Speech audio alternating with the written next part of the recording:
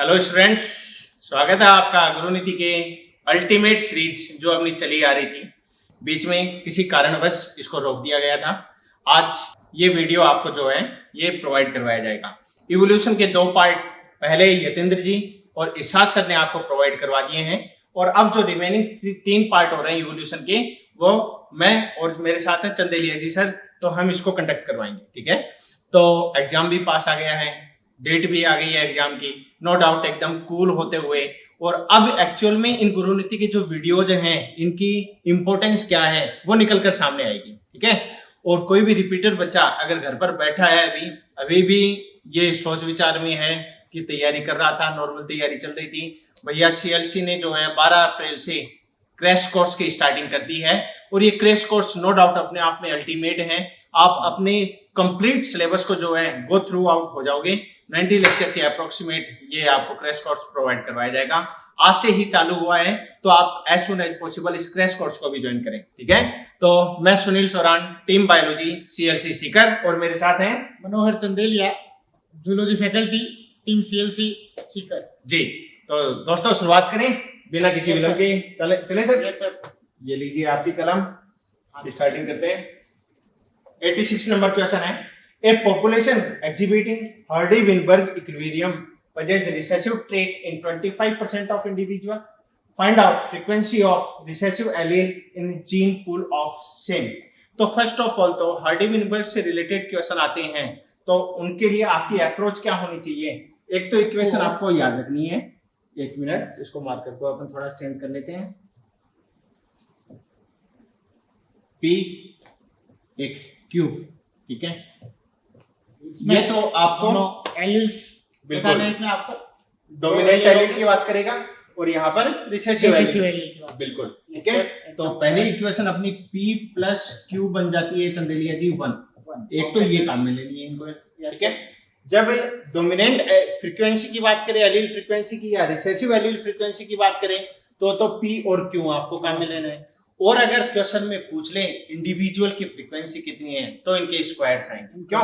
तो फिर वो वाली कंडीशन आ जाएगी, P square plus 2PQ plus Q square equals to 1। ठीक है, तो डोमिनेंट या रिसेसिव एलील फ्रीक्वेंसी दे और डोमिनेंट या रिसेसिव एलील फ्रीक्वेंसी ही पूछ ले तो इक्वेशन ये काम आ जाएगी अपनी। और अगर individual frequency, dominant individual frequency है, हेटेरोजाइगस इंडिविजुअल फ्रीक्वेंसी है, रिसेसिव इंडिविजुअल फ्रीक्वेंसी है, तो फिर ये अपने को काम में लेना है। बस यही फंडा आपको याद रखना भैया। तो आ जाए क्वेश्चन की ओर अप्रोच कर लेते हैं। A population exhibiting Hardy-Weinberg equilibrium possess recessive trait in 25%. अब रिसेसिव रिसेसिव की कौन सी है? रिसेसिव ट्रेट दे रखी है। बिल्कुल। रिसेसिव ट्रेट मींस कौन सी सर? Q की बात कर रहा है। Q की क्यों? वैल्यू तो Q अपने को दे रखा है 25%। ठीक है, इसको अपन 25/100 भी लिख सकते हैं। और एक्चुअल में ये क्या पूछ रहा है कि ये Hardy equilibrium possess recessive trait पूछ रहा है। ट्रेट बोल दिया, ट्रेट मतलब वो एक्सप्रेस हो रहा है, और एक्सप्रेस तो एलील कब होगा? जब वो ग्रुप में आएगी, और ग्रुप में आएगी इसका मतलब Q स्क्वायर की ये बात कर रहा है। की वैल्यू आ गई। क्यों? तो ये Q स्क्वायर value- सिंपलीफाई होकर अपना 25/100 बन जाएगा ये। क्यों जी? और Q equals to under root हो जाएगा 25/100 का, और 25 का अंडर रूट होता है, सबको पता है 5, और 100 का होता है 10। ये अपना आ गया 0.5। तो 0.5 वैल्यू आ गई अपनी Q की। अब अपने को P निकालना है। अपने को पूछा क्या? Find out frequency of recessive allele. Recessive allele ही पूछा है, तो रिसेसिव एलील अपने पास डायरेक्ट आ गया अपने पास। डायरेक्ट आ गया 0.5। क्यों? डोमिनेंट आता तो अपने को 1 माइनस कर देते इसको। हाँ, और डायरेक्ट वो पूछ रखा है, पहले रेसिसिव एलील का ही पूछा, तो डायरेक्ट ही वैल्यू अपने को पुट अप करनी है। 0.5 आ जाएगी। एग्जैक्टली। Yes, sir. इसी क्वेश्चन में अगर डोमिनेंट की बात कर लेता तो अपने को 1 माइनस 0.5 कर देना है। क्यों? नेक्स्ट क्वेश्चन की ओर मूव करते हैं। क्वेश्चन नंबर 87 जी sir, if the genetic allele frequency of a small population is changed due to death of some of specific individual during a natural calamity. जब भी ऐसी क्वेश्चन की बात करें, शानदार क्वेश्चन है। क्वेश्चन में कहीं भी नहीं, क्वेश्चन हाँ शानदार क्वेश्चन। हाँ बताइए सर। क्वेश्चन में कहीं भी ऐसा नहीं कहा गया है कि ये इंडिविजुअल अपने नेटिव प्लेस को या जियोग्राफिकल प्लेस को छोड़कर किसी दूसरी जगह, हाँ दूसरी जगह जा रहे हैं। अगर ऐसी इन्फॉर्मेशन नहीं दी है ना, इसका मतलब सिंपल लॉजिक लगाना है अपने को। एक जियोग्राफिकल एरिया में इंडिविजुअल थे, उनमें से कुछ स्पेसिफिक इंडिविजुअल की डेथ होगी, रिमेनिंग इंडिविजुअल वहां रह जाते हैं, वो रिप्रोड्यूस करते हैं और नई तरह की पॉपुलेशन तैयार करते हैं। नई तरह की पॉपुलेशन इस कंडीशन में तैयार करें, बोटलनेक इफेक्ट। बिल्कुल। तो इसके लिए आंसर कौन सा चला जाएगा? बोटलनेक इफेक्ट चला जाएगा। और बोटलनेक इफेक्ट इसलिए कहा गया है क्योंकि इसको इस प्रकार समझाया गया है, कुछ ये एक बोतल हो गई अपनी, ठीक है, इसी के ही प्रोक्सिमिटी में ये अनदर बोतल होगी।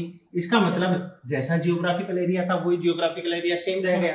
इसमें बहुत सारी स्पीशीज पाई जा रही थी, जैसे ये इंडिविजुअल पॉपुलेशन पाई जा रही थी यहाँ पर। इनमें से कुछ की डेथ हो जाती है और कुछ ही रिमेन रह जाती हैं, और ये जो रिमेन रह गए हैं ये रिप्रोड्यूस करके नई पॉपुलेशन का फॉर्मेशन कर देंगे, बोटलनेक इफेक्ट कहलाएगा। और अगर दे देता जियोग्राफिकल एरिया चेंज हो जाता है तो ऐसी वाली कंडीशन में फिर वो नई जगह जाकर फाउंडर की तरह एक्ट करते हैं और फाउंडर इफेक्ट वो कहलाता। क्यों? नेक्स्ट क्वेश्चन की ओर मूव करें, क्वेश्चन नंबर 88। जी sir, which of the following is the reason for evolution of resistant variety of pathogen and pest in lesser time period? तो रोधी पीड़क जातियों के कम से कम समय में खुद विकास के लिए निम्नलिखित में से कौन सा सही कारण है? तो जहां पेस्ट रेजिस्टेंस और इंसेक्टिसाइड रेजिस्टेंस की बात हुई है तो ये एंथ्रोपोजेनिक एक्टिविटी के द्वारा होने वाला इवोल्यूशन कहलाता है। क्लियर? इसको अपन इस प्रकार भी समझ सकते हैं, जैसे मच्छरों को भगाने के लिए अपन ऑल आउट काम में लेते थे, रेजिस्टेंट मॉस्किटो बन गए, बिल्कुल एंथ्रोपोजेनिक हो गया, बिल्कुल। ऐसे ही जो है वो इसमें हम बैक्टीरिया जो है वो एंटीबायोटिक रेजिस्टेंट बैक्टीरिया तैयार हो जाते हैं, वो क्या है? एंथ्रोपोजेनिक एक्शन है। तो ये जब ह्यूमन अपने पर्पज के अकॉर्डिंग जो है वो अगर उसमें किसी नए तरह के मॉडिफिकेशन करके जी नई तरह की स्पीशीज को इवॉल्व कर दे, वो सारे क्या होते हैं? एंथ्रोपोजेनिक एक्शन होते हैं। एंथ्रोपोजेनिक एक्टिविटी, उसके अकॉर्डिंग अपने तो आंसर अपना एक्टिविटी करेंगे, ऑप्शन नंबर 3 चला जाएगा। क्यों? तो नेक्स्ट क्वेश्चन की ओर मूव करें, question number 89। When is some member of a population migrate to new place, हाँ अब दे दिया इसने कि नई जगह चला गया है, to new place and result the establishment of new population, these member are called migrate to new place। ये बहुत इंपॉर्टेंट बात है। और नया जियोग्राफिकल एरिया उसने अटेंड कर लिया है तो इसे क्या कहते हैं? ये हाँ इंपॉर्टेंट बात ये है, these member are called, ये अफेक्ट तो क्या कहलाता? फाउंडर अफेक्ट कहलाता, लेकिन ये मेंबर क्या कहलाते हैं? ये वहां फाउंडर की तरह एक्ट करेंगे। तो बच्चा क्या देखता है? पहला ऑप्शन, दूसरा ऑप्शन फाउंडर इफेक्ट आ गया, बच्चा टिक कर देता है। क्वेश्चन की एक एक लाइन पढ़ना जरूरी है भैया, तो यहाँ पर यही इंपॉर्टेंट है। दीज मेंबर पूछा है तो मेंबर तो क्या कहलाएंगे? फाउंडर कहलाएंगे। इसी में माइन्यूट थोड़ी सी गलती कर दी क्वेश्चन पढ़ने में, आंसर गलत। इसमें क्या है? आप लास्ट तक क्वेश्चन को ढंग से तसल्ली से पढ़ेंगे, इसमें रियल में पूछा क्या है बिल्कुल उसके अकॉर्डिंग आंसर दोगे, करेक्ट आंसर जाएगा फाउंडर। इफेक्ट में चले गए बिना सोचे समझे एक ही दिमाग में आएंगे, हाँ ऐसा पता फाउंडर इफेक्ट होना चाहिए, बिल्कुल तो वो गलत हो जाता है आंसर। जी ठीक है, नेक्स्ट क्वेश्चन की ओर मूव करते हैं, question number 90। Which of the following is true for Darwin finches की बात कर रहे हैं। और डार्विन ने जो डिस्कवर किया था गैलापागोस आइलैंड पे, जो फिंचेज को डिस्कवर किया था, उसकी कॉमन सी बात है कि उनका ओरिजिन कहाँ से था? सेंट्रल जो अमेरिका है वहां से ही कोई स्पीशीज जो है वो अपने अडेप्टेशन के लिए डिफरेंट आइलैंड पे माइग्रेट कर गई थी, और ये क्या कहलाई थी? डार्विन फिंचेज कहलाई थी। और इस प्रकार का ये जो अडेप्टेशन है ये क्या कहलाता है? अडेप्टिव रेडिएशन के नाम से जाना जाता है। क्यों? तो these evolve by the adaptive radiation, बिल्कुल ठीक बात है। और ये नेचुरल सिलेक्शन का एग्जांपल भी बनता है। These were evolve from seed eating ancestors, जो सेंट्रल अमेरिका में पाए जा रहे थे वो सीड ईटिंग एंसेस्टर से ही डिफरेंट बीक शेप की जो डार्विन फिंचेज है, डार्विन की फिंचेज जो अलग अलग आइलैंड पे मिली थी, उनकी शेप जो बीक की जो शेप है उसमें डिफरेंस देखने को मिला। उसमें सर जैसे जैसे फीडिंग नेचर चेंज हुई वैसे वैसे कुछ फ्रूट ईटर हो गए, कुछ इंसेक्टिवोरस हो गए। तो जैसे जैसे फीडिंग नेचर चेंज हुई उसके अकॉर्डिंग अपने आप को अडेप्ट करने के लिए उन्होंने क्या किया? उसको अडेप्ट करने के लिए बीक की शेप में चेंज किया, बीक की शेप में चेंज करते अलग अलग स्पीशीज बन गई। तो वो सीड ईटिंग एंसेस्टर से ही बोल रहे हैं। These represent the branching descend, बिल्कुल ये बात भी ठीक है क्योंकि ये डार्विन का ही फिनोमेना है, ब्रांचिंग डिसेंड। तो तीनों ही बातें ट्रू हो गई, अपने से ट्रू ही पूछा है, इसका मतलब A B and C, option number 3 correct चला जाएगा। चलिए आगे, next question number 91। Which of the following factor is not required for maintenance of genetic equilibrium of a population? Genetic equilibrium Hardy Weinberg को अफेक्ट करने वाले एनसीईआरटी की line के according बात करो तो 5 फैक्टर है भैया। कौन कौन से? जीन माइग्रेशन हो गया, जेनेटिक ड्रिफ्ट हो गया, और उसके अलावा 3 यहाँ भी दिए हुए हैं। एक म्यूटेशन हो जाता है, ठीक है, एक नेचुरल सिलेक्शन हो जाता है, और इसके अलावा एक जेनेटिक रिकॉम्बिनेशन, रैंडम मैटिंग बोलते हो या जेनेटिक रिकॉम्बिनेशन बोलते हो, ये है। तो ये पांचों फैक्टर आपको याद रखने हैं। कौन कौन सा हो गया? Gene migration, genetic drift, natural selection, natural selection,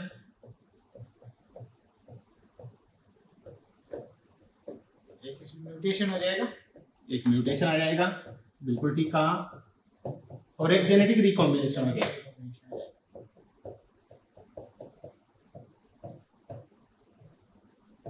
अब आ जाए एक बार, क्या बोलते हैं हार्डी विनबर्ग एक आइडियल पॉपुलेशन की बात करते हैं जिसमें कोई भी एलील फ्रीक्वेंसी कभी चेंज नहीं होती है। इसका मतलब ऐसी पॉपुलेशन नेचर में पॉसिबल है ही नहीं जिसमें कोई इंडिविजुअल का माइग्रेशन नहीं हो, कोई इंडिविजुअल पॉपुलेशन से बाहर नहीं जाए, ई माइग्रेशन नहीं हो। तो ऐसी पॉपुलेशन जो है, एक मिनट से, जैसे अब इसमें आप सपोज दैट ये मान लो कि बाकी जेनेटिक ड्रिफ्ट भी नहीं हो रहा है, जीन माइग्रेशन पॉसिबल नहीं हो, लेकिन अगर सेक्सुअल रिप्रोडक्शन करेंगे तो वहां जेनेटिक रिकॉम्बिनेशन हो पाएगा, समझ में आ रही? क्रॉसओवर होगा, क्रॉसओवर होगा, वहां जीन फ्रीक्वेंसी चेंज होगी। ये क्या बता रहा है कि जेनेटिक रिकॉम्बिनेशन भी उसको इफेक्ट करता है। तो genetic recombination, mutation, genetic drift, इनमें से 5 फैक्टर में से कोई भी एक फैक्टर काम कर जाए तो उसकी जीन फ्रीक्वेंसी को चेंज कर देगा। तो ये ऐसा अकॉर्डिंग टू हार्डी विनबर्ग ऐसा पॉसिबल नहीं होता है, क्योंकि कहीं न कहीं कोई ऐसी सिचुएशन आती है जहां इनमें से कोई भी एक फैक्टर उस पॉपुलेशन को इफेक्ट कर सकता है। बिल्कुल क्लियर? तो इसका मतलब सर क्या हुआ कि कोई ना कोई ऐसा फैक्टर जीन अगर माइग्रेट होंगी तो उसकी वजह से भी इक्विलिब्रियम एस्टेब्लिश नहीं हो पाएगा, P + Q = 1 नहीं रह पाएगा। करेक्ट। जेनेटिक ड्रिफ्ट अगर अचानक फ्लो हो जाएगा, जीन फ्लो अगर सडनली हो जाता है, ये जेनेटिक ड्रिफ्ट कहलाता है लार्ज नंबर में। नेचुरल सिलेक्शन अगर एस्टेब्लिश होता है तो नेचर कुछ को सिलेक्ट करेगी, कुछ को नहीं करेगी। इसका मतलब इक्विलिब्रियम कहाँ रहा, वहां भी इक्विलिब्रियम डिस्टर्ब हो गया। अगर म्यूटेशन होता है तो कुछ म्यूटेशन बेनिफिशियल होते हैं, हार्मफुल होते हैं, अपने को पता है, तो इसकी वजह से भी इक्विलिब्रियम नहीं हो पाएगा। और जेनेटिक रिकॉम्बिनेशन होता है तो बेटर को अडॉप्ट किया जाएगा, सिंपल सी बात है। तो फिर अगर ये 5 फैक्टर जहां होंगे वहां हार्डी विनबर्ग इक्विलिब्रियम नहीं लगेगा। आ जाए, अब्सेंस ऑफ म्यूटेशन जरूरी है इसके लिए। Small size of population, large size of population अगर होगा तो उसमें से इंडिविजुअल जाए या इंडिविजुअल, एक क्लास में 300 बच्चा बैठा है, उस 300 बच्चे में से 2 बच्चा चला जाए या 2 बच्चा आ जाए, टीचर को नहीं पता लगेगा।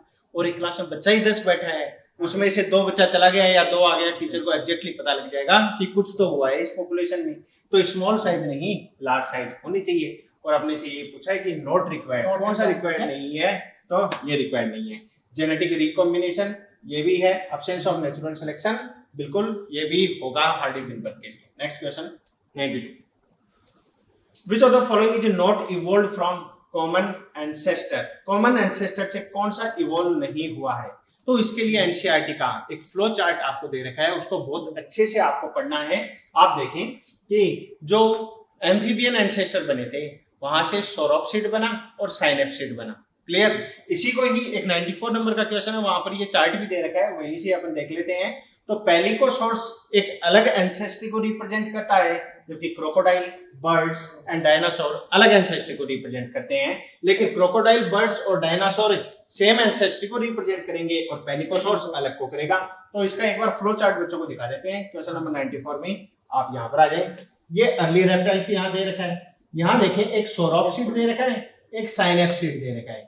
तो साइनेप्सिड जो एंसेस्ट्री है वो तो किसको रिप्रेजेंट करेगी आगे चलकर? फिर पेलिकोसोर्स एक्सटिंक्ट हो गए, थैलेप्सिड को, और उससे फिर मैमल्स को। जबकि दूसरी ओर कहा है बर्ड्स हो गया, क्रोकोडाइल हो गया, लिजार्ड, स्नेक, ये किसको रिप्रेजेंट कर रहे हैं? ये सोरोप्सिड को रिप्रेजेंट कर रहे हैं। क्यों? तो अब क्वेश्चन में वापस आ जाते हैं अपन, अपना क्वेश्चन नंबर 92। तो पेलिकोसोर्स जो है वो पेलिकोसोर्स कहाँ है? यहाँ पर अगर बात करें तो पेलिकोसोर्स कहाँ आ गया अपना? सोरोप्सिड से आगे थे, ये साइनेप्सिड से आगे पेलिकोसोर्स। क्यों? तो पेलिकोसोर्स किसको रिप्रेजेंट कर रहा है? साइनेप्सिड को, और बाकी क्रोकोडाइल वगैरह किसको? बर्ड्स, सोरोप्सिड एंसेस्ट्री को रिप्रेजेंट कर रहे हैं। तो ये फ्लो चार्ट जो आपको डायग्रामेटिक रिप्रेजेंटेशन दिया हुआ है, इसको बहुत अच्छे से आपको याद रखना है। तो एनसीईआरटी के दोनों ही फ्लोरा और फौना के जो फ्लो चार्ट दे रखे हैं वो दोनों ही इंपॉर्टेंट है, दोनों ही इंपॉर्टेंट है। क्योंकि पॉइंट ऑफ एग्जाम के नीट के पॉइंट ऑफ व्यू से आप ये सोच के चलें, इवोल्यूशन और एप्लीकेशन जियोलॉजी ये दोनों ही बहुत इंपॉर्टेंट चीजें हैं। इसमें हर एक पॉइंट, हर एक लाइन जो है वो इंपॉर्टेंट होती है जहां से क्वेश्चन बनाया जा सकता है। एक्चुअल में एनसीईआरटी भैया इतनी सी तो एनसीईआरटी 11th और 12th की, और उसमें से क्वेश्चन बनना है तो अपने आप में इम्पोर्टेंट। ये 360 नंबर 50% कवरेज करता है वहां से, ठीक है। तो आंसर क्या चला जाएगा, पहले को shorts, different ancestry, common ancestry को रिप्रेजेंट नहीं करता है। Next question, question number 93।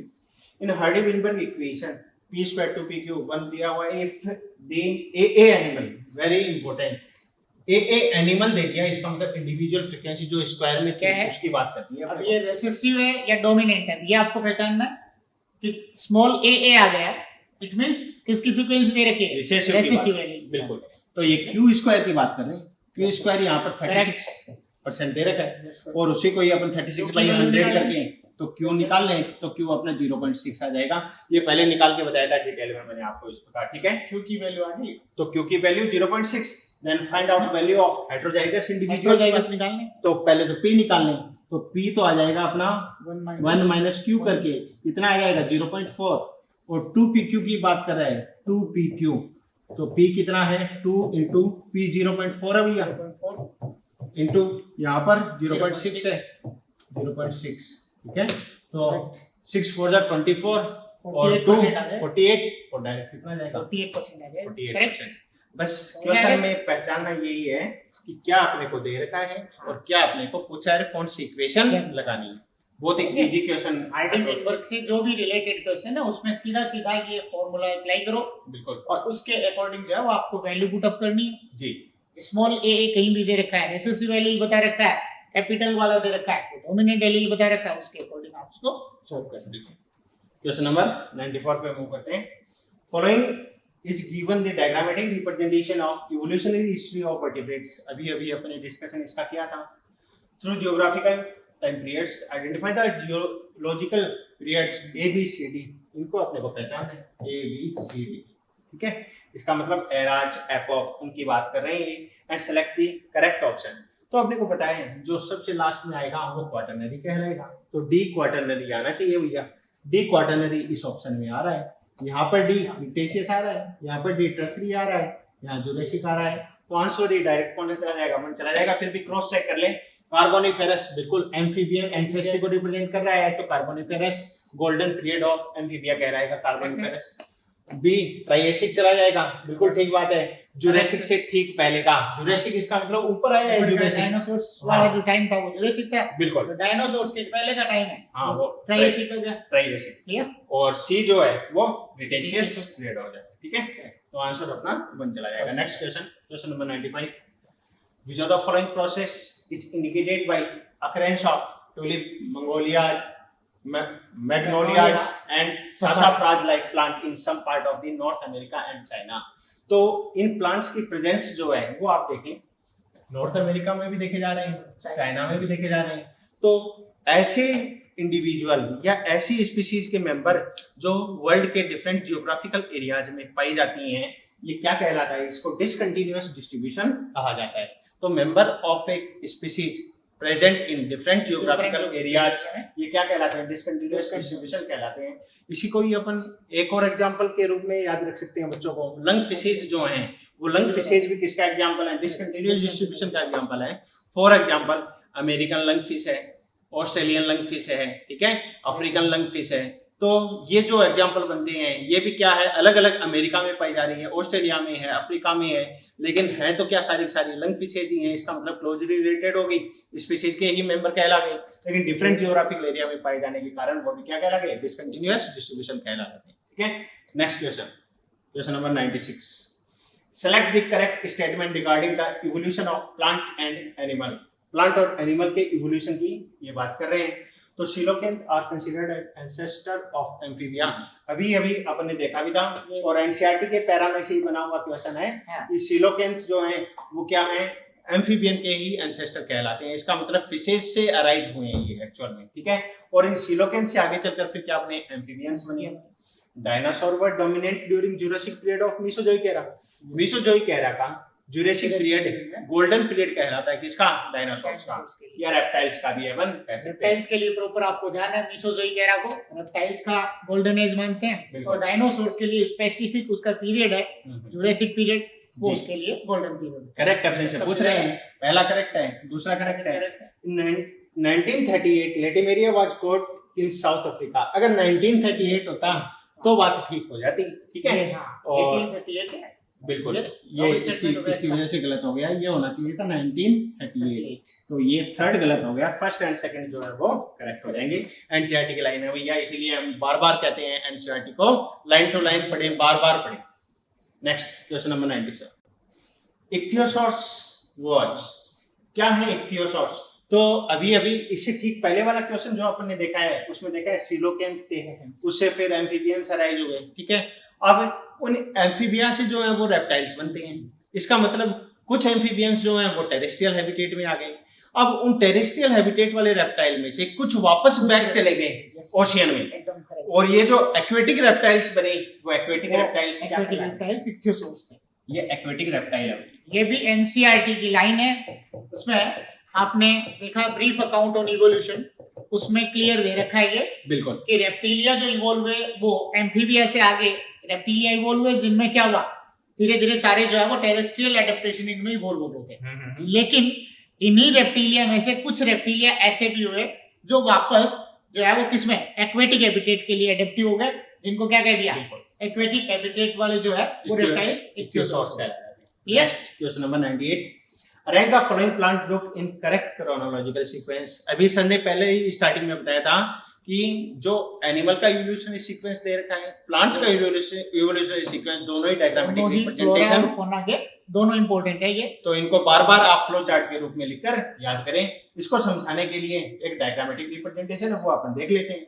सबसे पहले क्लोरोफाइट प्लांट्स एंसेस्टर आए, उनसे फिर ट्रेकियोफाइट्स हुए, और इसी लीनिएज के दौरान बीच में से फिर कौन अराइज हुआ है? यहाँ ब्रायोफाइट्स अराइज हुए हैं। इसका मतलब ट्रेकियो और क्लोरो के बीच में से ये अराइज हुआ है।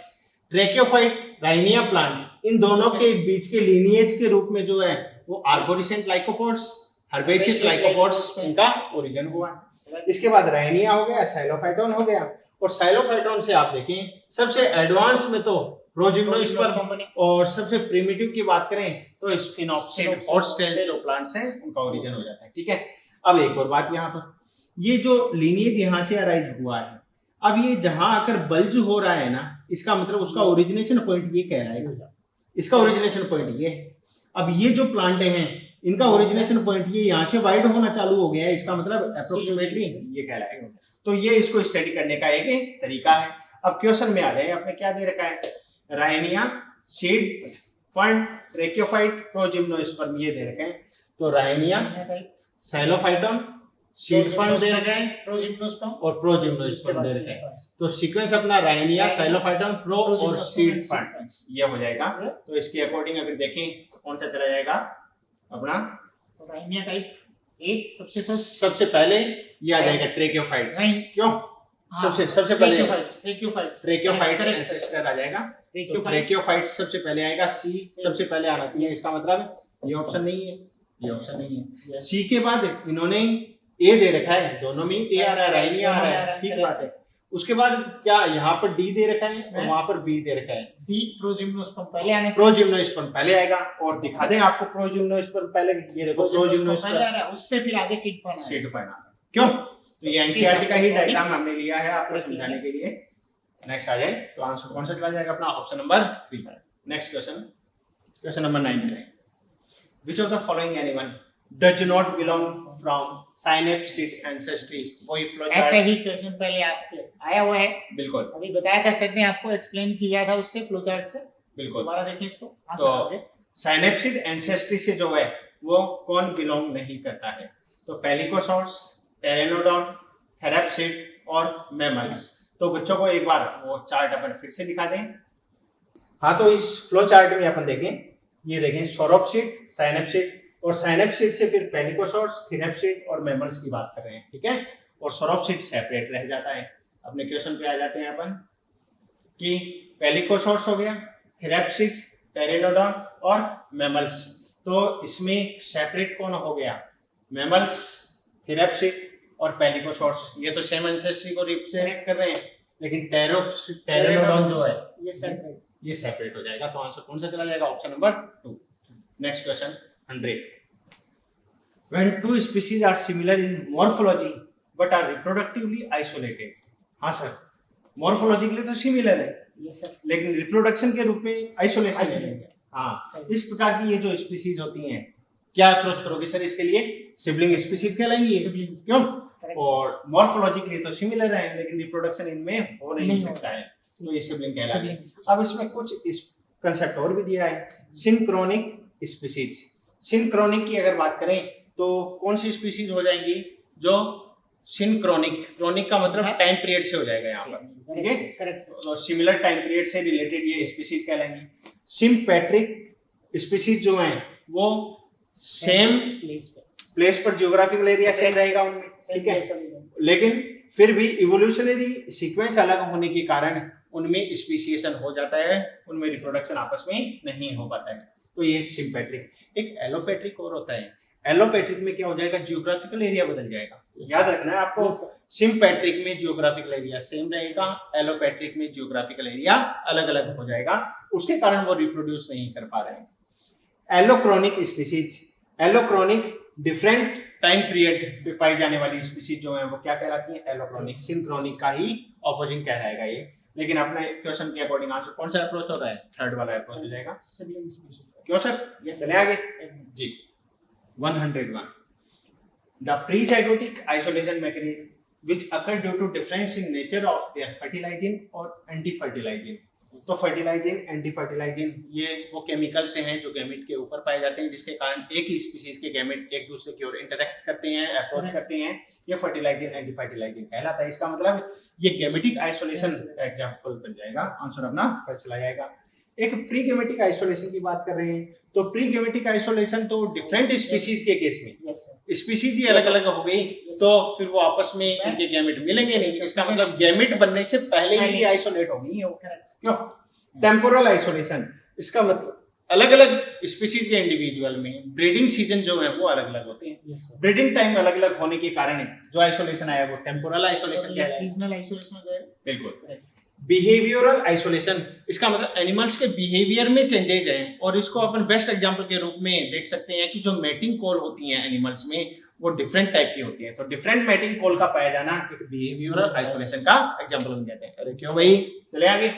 नेक्स्ट 102 हाँ sir, who propose that ontogeny repeat phylogeny, या इसी को ही मैं कहूं ओंटोजेनी रिकैपिटुलेट फाइलोजेनी, तो ये जो स्टेटमेंट है ये दिया गया है सर अर्नेस्ट हैकेल के द्वारा। क्यों? करेक्ट, और इधर अगर बात करें अर्नेस्ट मायर की, तो इनका नाम इंपॉर्टेंट है। अर्नेस्ट मायर जो है ये बायोलॉजिकल कंसेप्ट ऑफ स्पीशीज, ये आपको याद रखना भैया, Ernest Mayr biological concept of species.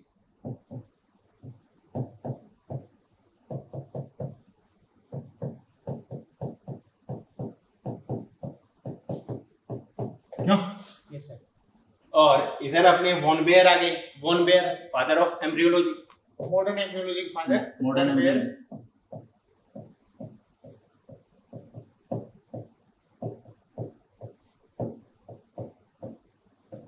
और T Dobzhansky, modern synthetic theory, modern synthetic theory उसके रेस्पेक्ट में आ जाएगा। या अपन ये भी कह सकते हैं कि इवोल्यूशनरी जेनेटिक्स जो है वो डिस्कवर किया है डॉबझांस्की ने इवोल्यूशनरी जेनेटिक्स के रेस्पेक्ट में, और क्वेश्चन के अकॉर्डिंग अप्रोच हो जाएगा अर्नेस्ट हैकेल। और इस लाइन का मतलब है ओंटोजेनी रिपीट फाइलोजेनी, कोई भी इंडिविजुअल जो है सर वो अपने एंसेस्टर को रिप्रेजेंट करेगा, वो उसकी स्पीशीज की ओरिजिन को रिप्रेजेंट कर रहा है कि किस तरीके से वो उसकी स्पीशीज आई। बिल्कुल ठीक कहा आपने। Question number 3 103 which of the following is the reptilian ancestor of mammal, mammal का रेप्टिलियन एंसेस्टर पूछा है, इसका मतलब अपना एक तो सोरोप्सिड बनता है, एक साइनेप्सिड बनता है, और मैमल्स कहां से आ जाएंगे, ये साइनेप्सिड एंसेस्टर यहां से आएगा। क्यों? Question number 2 next 104 which of the following is the common ancestor for cycads and dicotyledons। जैसा आपने पहले भी देखा था उसी डायग्राम के अकॉर्डिंग साइकेड्स और डाइकोटिलिडन, चलो दिखाई देते हैं आपको। 98 क्वेश्चन था वो अपना, साइकेड्स और डाइकोटिलिडन, ये साइकेड्स रहे ये डाइकोटिलिडन रहे, कॉमन एंसेस्टर कौन बन गया, सीड फंड बन जाता है। क्यों? तो नेक्स्ट क्वेश्चन इसी पे ही अप्रोच करते हैं। अपना आंसर कौन सा चला गया अपना, साइकेड और डाइकोटिलिडन का seed fund, option number 3 correct sir जी। इजी क्वेश्चन है, हाँ अप्रोच करो बस प्रॉपर्ली इनको एनसीईआरटी पढ़ते हुए। 105 which of the following can be considered as monophyletic evolution. Anagenesis की ये बात कर रहे हैं, ठीक है। और दो शब्द हैं, एक है एनाजेनेसिस, एक है क्लेडोजेनेसिस। एनाजेनेसिस का मतलब है कि जो इवोल्यूशनरी लीनिएज है वो सेम रहेगा, सेम इवोल्यूशनरी लीनिएज या सीक्वेंस वाले जो इवोल्यूशन का पार्ट है वो क्या कहलाता है, एनाजेनेसिस। और क्लेडोजेनेसिस का मतलब है डिफरेंट इवोल्यूशनरी सीक्वेंस हो जाएगा। फॉर एग्जांपल मैं बात करूं कि कोई स्पीशीज ए थी, इस स्पीशीज से बन गई स्पीशीज बी, क्यों? तो ये तो क्या है, ये तो एनाजेनेसिस कहला रहे हैं। और अगर यही कोई स्पीशीज जैसे है ए, ठीक है, उसी के ही बाइफर्केशन के रिजल्टेंट जो है वो दो स्पीशीज, ये क्या कहलाता है, ये क्लेडोजेनेसिस कहलाता है। इसका मतलब यहाँ पर लीनिएज जो है वो सेम चलता जाएगा, बाइफर्केशन की बात नहीं करेंगे। और यहाँ जो है वो बाइफर्केट हो जाता है लीनिएज, क्यों? उसमें नंबर ऑफ स्पीशीज इंक्रीज होती जाएगी। क्लेडोजेनेसिस में नंबर ऑफ स्पीशीज इंक्रीज होगी, क्योंकि उसके साथ साथ एंसेस्ट्रल स्पीशीज जो है वो भी इसके साथ साथ मेंटेन है, इसलिए वहां नंबर ऑफ स्पीशीज इंक्रीज होगी। एनाजेनेसिस में नंबर ऑफ स्पीशीज इंक्रीज नहीं होगी, पहले वाली स्पीशीज ट्रांसफॉर्म हो जाती है नेक्स्ट स्पीशीज में। तो ये जनरली एनाजेनेसिस को अपने क्या कह सकते हैं, ट्रांसफॉर्मेशन भी कह सकते हैं। बिल्कुल, इसको अपन ए और बी ना बोलकर A1 और A2 बोले तो ज्यादा बेटर रहेगा, क्यों? सही है, क्योंकि स्पीशीज तो जो है वो क्या है, इसको A2 कहते हैं, species। A2 में कन्वर्ट। एक वर्ड और होता है एनाक्लेडोजेनेसिस। एनाक्लेडोजेनेसिस का मतलब है कि जैसे A है, उसी टाइम पीरियड के साथ जो है वो A1 जो है उससे A2 बन गया, और इसी इवोल्यूशनरी सीक्वेंस के दौरान यहाँ बी भी बन जाता है, अलग स्पीशीज भी बन जाती है। तो इसमें एनाजेनेसिस भी आ गया, क्लेडोजेनेसिस भी आ गया, तो ये कंबाइंड वर्ड क्या कहना है? आपने बहुत ही शानदार लॉजिक बताया है। इसमें दोनों चीजें हो रही है, जहां एक एनाजेनेसिस के साथ साथ एक बाइफर्केट होते हुए नई स्पीशीज भी तैयार हो रही है। क्लियर? तो ये एनाक्लेडोजेनेसिस बन जाता है। तो can be considered as monophyletic या एनाजेनेसिस। इसका मतलब ह्यूमन इवोल्यूशन जो है वो एनाजेनेसिस का एग्जांपल कह रहा है, क्यों? Next 106 consider the following statement and choose the set of correct statement की बात कर रहे हैं। There were formation of diverse organic molecule from inorganic constituent. तो जो सिंथेटिक थ्योरी की बात की है, तो उस दौरान यही बताया गया है कि इनऑर्गेनिक कंस्टिट्यूएंट से ऑर्गेनिक बने, सिंपल बात है। और ऐसा जो है ये किनकी थ्योरी के अकॉर्डिंग है, जो सिंथेटिक ओपेरिन और हेल्डेन, हाँ बिल्कुल। Conditions on primitive Earth were high temperature and reducing atmosphere। तो high temperature था उस समय, करेक्ट, और reducing atmosphere भी था। अगर ऑक्सीजन थी नहीं वहां पे, अगर यही एक सवाल पैदा हो जाए कि प्रिमिटिव एटमॉस्फेयर में ऑक्सीजन थी ही नहीं, तो वो बात तो गलत है। ऑक्सीजन तो थी, लेकिन सारी की सारी ऑक्सीजन कंबाइन हो गई थी हाइड्रोजन के साथ में, क्यों? करेक्ट। तो ऑक्सीजन तो अवेलेबल थी, और यहाँ कहते हैं कि फ्री ऑक्सीजन अवेलेबल नहीं थी, ये बात सही है बिल्कुल। तो there were formation of diverse, ये बात सही, और कंडीशन बिल्कुल ठीक है। There were no source of energy in primitive atmosphere, बिल्कुल सोर्स ऑफ एनर्जी तो था, सन भी था, और थंडर स्टॉर्म भी पाया जा रहा था, होते थे, करेक्ट, लाइटनिंग भी पाई जा रही थी। हाँ, तो एनर्जी का सोर्स तो था। स्टैनली मिलर ने इसको एक्सपेरिमेंट करके उसको प्रूव भी किया था, बिल्कुल, इस टाइप की एनर्जी होती थी जिससे इनऑर्गेनिक कंपाउंड एग्जैक्टली उसमें ऑर्गेनिक कंपाउंड में कन्वर्ट हुआ। ठीक बात है। Water and ammonia were probably most primitive inorganic compound. Inorganic बोला है, बिल्कुल ये सबसे पुरानी इनऑर्गेनिक कंपाउंड से है, और कंपाउंड्स इसलिए बोल दिया क्योंकि कॉम्बिनेशन हो रहा है यहाँ, हाँ ठीक है, एटम्स का। And formed on the primitive earth, ये बात भी बिल्कुल ठीक है।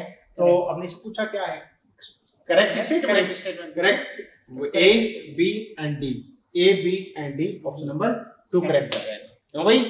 Next 107 which of the following has been artificially synthesized by the help of simulation experiment। First of all तो आपको ये पता होना चाहिए सिमुलेशन एक्सपेरिमेंट क्या है। इसका मतलब प्रिमिटिव एटमॉस्फेयर वाली कंडीशन जो है वो लेबोरेटरी में प्रोवाइड करवाएंगे, और वैसे की वैसे ही जैसा रेनिंग हो रहा था उसके लिए कुछ पार्ट उन्होंने स्टैनली मिलर ने ले लिया, जैसे लाइटनिंग या थंडर स्टॉर्म हो रहे थे उसके लिए कोई फ्लास्क जैसी स्ट्रक्चर उन्होंने ले ली थी। प्रिमिटिव एटमॉस्फेयर का जो ओशियन का जो वाटर था उसको यू ट्रैप में ले लिया था उन्होंने। तो ये सिमुलेशन एक्सपेरिमेंट मतलब सिमिलर कंडीशन वाला एक्सपेरिमेंट। तो अमीनो एसिड और सिंपल शुगर, फैट सारे ही प्राप्त हुए थे, बिल्कुल। इसमें एक चीज ये बच्चों को याद रखनी है, अमीनो एसिड कौन से प्राप्त हुए थे, तो आपको याद रखना है alanine, glycine glycine, and aspartic acid, glycine and aspartic aspartic acid. Acid. क्यों बच्चों, चले आगे। Next 108, select an incorrect statement. असत्य को खोजना है भैया, इंपॉर्टेंट, अंडरलाइन कर दिया करो जब भी नेगेटिव अप्रोच करते हो ऐसा ना हो। First non cellular form of life, NCERT की ही है पूरी line, could have originated about 3 BYA, बिल्कुल। तो फर्स्ट नॉन सेलुलर लाइफ जो है वो 3 बिलियन ईयर अगो पहले ओरिजिनेट हुई। अबाउट 2000 MYA, या इसको मैं 2 BYA भी कह सकता हूँ, क्यों सर? Yes sir, 2 BYA। तो आप तो एक तो ये याद रखना भैया, मिलियन और billion, 10 to the power 9, 10 to the power 6, ठीक है। अब इस मिलियन को आप बिलियन में कन्वर्ट करो तो ये 3 बिंदी जो हैं ये 10 टू द पावर 9 बनाने में हेल्प करेंगे, तो 2 BYA। तो फर्स्ट सेलुलर लाइफ, बिल्कुल ठीक बात है, life appeared on earth about 4 BYA, बिल्कुल 4.5 ईयर अगो, BYA पहले अर्थ का ओरिजिन, और उसके 500 MYA या 0.5 BYA, करेक्ट, फर्स्ट लाइफ आ जाएगी। Invertebrate were form and active about 500 BYA, नहीं MYA होना चाहिए। एनसीईआरटी की लाइन है भैया, मिलियन ईयर अगो पहले जो है ये इनवर्टिब्रेट फॉर्म्ड भी हुए और उसमें एक्टिव भी हुए। तो अपना इनकरेक्ट स्टेटमेंट ऑप्शन नंबर 4 चला जाएगा। Next question 109, which of the following component of given diagram simulated the rain of primitive atmosphere? Raining हो रही है, इसका मतलब टेम्परेचर कूल डाउन हो रहा है, और यहाँ जो गैसियस फॉर्म बनी है जब यहाँ से पास आउट होगी तो इस कंडेंसर की वजह से जो है वो ड्रॉप्स में कन्वर्ट हो जाएगी। इसका मतलब रेनिंग कौन करवा रहा है यहाँ पर? ए वाला करवा रहा है। ए मतलब ऑप्शन नंबर, टेम्परेचर डाउन नहीं होगा तब तक वो रेन नहीं बनेगी, वाटर तो कब आया, बिल्कुल बॉडी के उसमें टेम्परेचर वहां था 100 डिग्री सेल्सियस से डाउन हुआ और रुकना शुरू हुआ। डायग्राम ही अपने पास आ गया तो बच्चों को अपन चलो बता ही देते हैं। अगर इसी डायग्रामेटिक रिप्रेजेंटेशन में सर वो बात कर लेता लाइटनिंग की, तो लाइटनिंग के रेस्पेक्टिव फिर डी चला जाता है, क्यों? और अगर वो बात कर लेता प्रिमिटिव ओशियन की, तो फिर वो यू ट्रैप अपनी चली जाती है, ये वाला चला जाता, क्यों? और अगर वो बात कर लेता कि अर्थ की सरफेस पर ज्यादा टेम्परेचर होने के कारण जो भी पानी था वो एवोपरेट होता चला गया, तो इसको कौन रिप्रेजेंट कर रहा है? सी वाला रिप्रेजेंट कर जाता, ठीक है। तो इस डायग्राम के डिफरेंट पार्ट्स पता होना चाहिए आपको। Next 110, which of the following is not related to Darwinism? Darwinism से कौन सा रिलेटेड नहीं है? ब्रांचिंग डिसेंट, बिल्कुल बात करते हैं। मेजर नहीं, माइनर वेरिएशन की ये बात है, क्योंकि मेजर वेरिएशन तो जो है वो साल्टेशन बीच वाली वो आ जाएगा, ये नहीं आएगा। नेचुरल सिलेक्शन, और एक और बात, natural selection and branching descent are 2 important concept of Darwinism. Darwin के 2 इंपॉर्टेंट कांसेप्ट है, यहाँ से सवाल बनता है भैया, एनसीईआरटी में दे रखा है की कांसेप्ट। और high rate of reproduction and constant size of population, बिल्कुल ये भी डार्विनिज्म को दर्शाता है। इसका मतलब मेजर वेरिएशन की बात डार्विनिज्म नहीं करता है, डार्विन बात करता है माइनर वेरिएशन के बारे में। Next 111, consider about the following points, और ये पॉइंट किसके लिए हैं? Which of these point are related to Lamarckism? Lamarckism से रिलेटेड, तो लेमार्किज्म से रिलेटेड अगर बात करें तो लेमार्क कहते हैं कि हर ऑर्गेनिज्म के अंदर एक इंटरनल वाइटल फोर्स होता है, क्यों?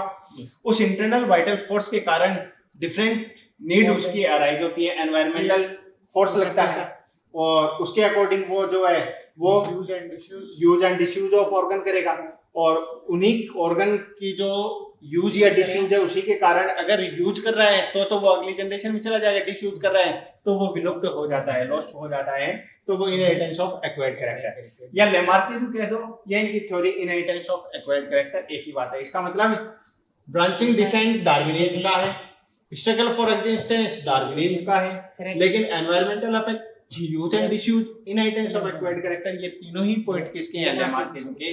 और इसी एनवायरमेंटल इफेक्ट से पहले लेमार्किज्म का एक और पॉइंट आता है, वो आता है internal vital force. Internal vital force, ठीक है। तो ये 4 पॉइंट अपने बन जाएंगे, लेकिन यहाँ पर 3 दिए हुए हैं, सी डी और ई। सी डी ई के according sir option number 4 correct है, क्यों? करेक्ट ऑप्शन अपना 4 चले। 112, which of the following scientist strongly oppose the theory of inheritance of acquired character.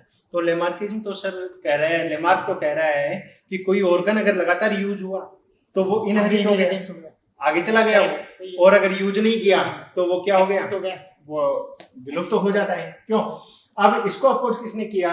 जिन्होंने थ्योरी ऑफ जर्मप्लाज्म को बताया, और थ्योरी ऑफ जर्मप्लाज्म के अकॉर्डिंग विजमैन ने एक्सपेरिमेंट किया, एक चूहा लिया, उसकी पूंछ काटी, लेकिन वो कटा हुआ पूंछ वाला जो चूहा है वो जब रिप्रोड्यूस करेगा उसके जो बेबी होंगे छोटे छोटे, वो सारे बेबी कैसे होंगे? पूंछ वाले ही होंगे भैया, उनके पूंछ गायब नहीं होगी।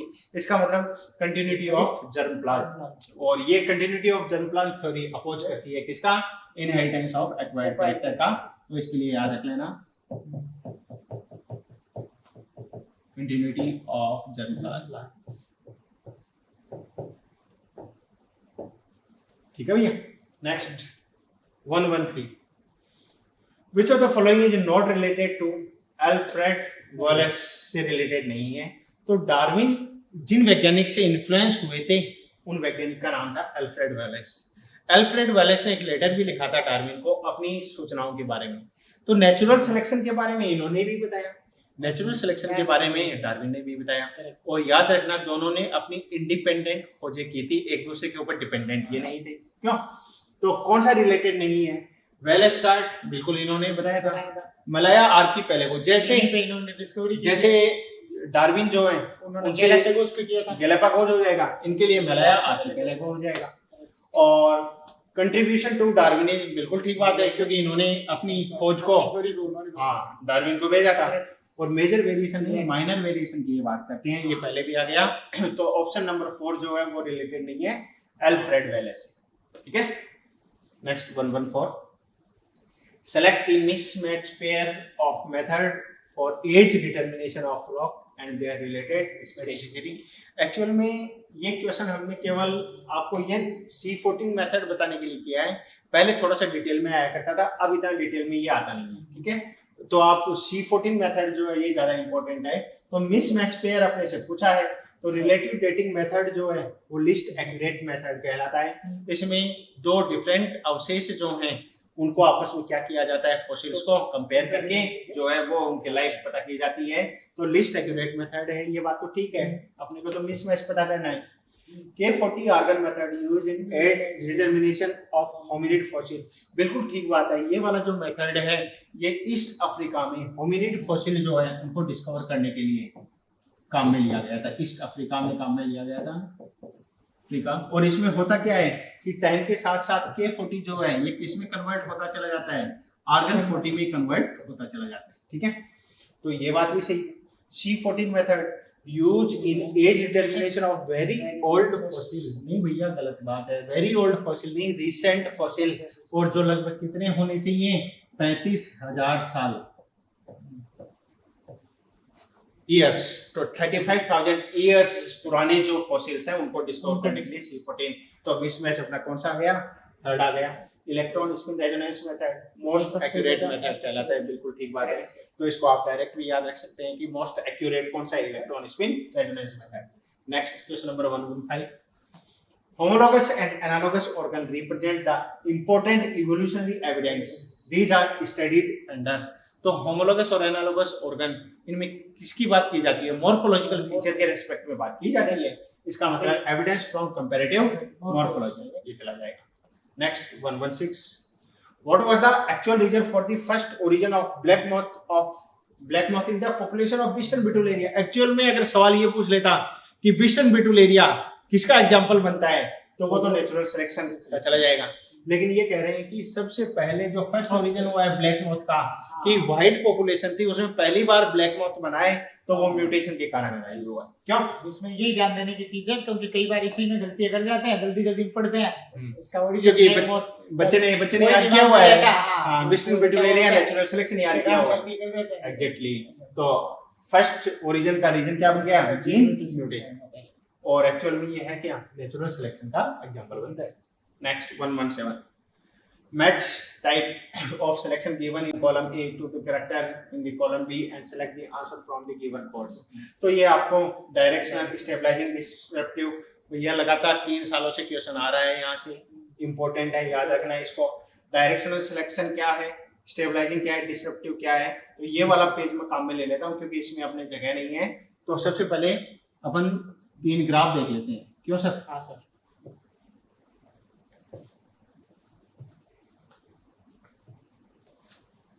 जी, सबसे पहले अपन बात करें कि अपना ग्राफ था ये वाला, ठीक है, और इवोल्यूशनरी टाइम के साथ साथ यही ग्राफ जो है ये कैसा बन जाता है, ये ऐसा बन जाता है डॉटेड फॉर्म में। इसका मतलब जो दोनों एक्सट्रीम पे जो पाए जा रहे थे वो तो संख्या अभी भी कम बनी हुई है, लेकिन जो मीन पाया जा रहा था उस मीन की वैल्यू बढ़ गई। इसका मतलब ये क्या कहला गया, ये स्टेबलाइजिंग सिलेक्शन कहला गया। मीन वैल्यू बढ़ती है तो स्टेबलाइजिंग सिलेक्शन कहलाता है, ठीक है। अब आप देखें अगला, पहले तो आपने क्या था, ग्राफ ये पाया जा रहा था किसी पॉपुलेशन का, उसके बाद ये जो ग्राफ है ये डॉटेड फॉर्म में मैं रिप्रेजेंट कर रहा हूँ, ये वाला बन गया। इसका मतलब ये शिफ्ट हो गया है किसी एक डायरेक्शन की तरफ, या इधर भी शिफ्ट हो सकता है डॉटेड, या इधर भी आ सकता है। तो इसको अपन क्या बोलेंगे, डायरेक्शनल सिलेक्शन कहते हैं। क्यों? ऊपर डॉट का सिलेक्शन है वो डायरेक्शनल सिलेक्शन का एग्जांपल बनता है। तो ये तो हो गया अपना स्टेबलाइजिंग, ये हो गया डायरेक्शन। और तीसरा है, अगर ये वाला ग्राफ दिया हुआ है और इसी से फिर आगे डॉटेड फॉर्म में बता रखा है कि कुछ टाइम के बाद जो है ये इस प्रकार की पॉपुलेशन बन जाती है। इसका मतलब है दोनों एक्सट्रीम वाले जो थे वो तो क्या हो गए, नंबर बढ़ गया उनका, और जो पहले मीन पे पाया जा रहा था उनका नंबर घट गया यहाँ पर। तो ये क्या कहलाता है, डिसरप्टिव। इसका मतलब एक पॉपुलेशन जो है वो 2 पार्ट में डिवाइड हो गई है, ये डिसरप्टिव सिलेक्शन कहलाता है। तो अब इसमें आ जाए डायरेक्शनल सिलेक्शन, मतलब किसी एक डायरेक्शन की ओर शिफ्ट हो जाना। इसका मतलब more individual acquire mean character value नहीं होगा, more individual acquire peripheral character value to both end पे नहीं, more individual acquire value other than mean character value. इसका मतलब ए का कौन सा चला जाएगा, अपना थर्ड, ठीक है। अगला है स्टेबलाइजिंग सिलेक्शन। स्टेबलाइजिंग का मतलब है मोर individual acquire mean character value, तो ये फर्स्ट चला जाएगा। डिसरप्टिव सिलेक्शन का मतलब है अपना कौन सा हो जाएगा, more individual acquire peripheral character value to both end मतलब ये दोनों एंड जो है ये ज्यादा हो जाता है। तो इसका कौन सा चला जाएगा, अपना सेकंड। तो इसका मतलब ए बी सी के लिए 3 1 2, ए का 3 और उसके बाद में 1 और 2, ऑप्शन नंबर 4 करेक्ट हो जाए। क्यों भाई? तो ये हमने आपको समझा भी दिया है इस प्रकार। अच्छा क्वेश्चन है ये, हर साल पूछा भी जाता है।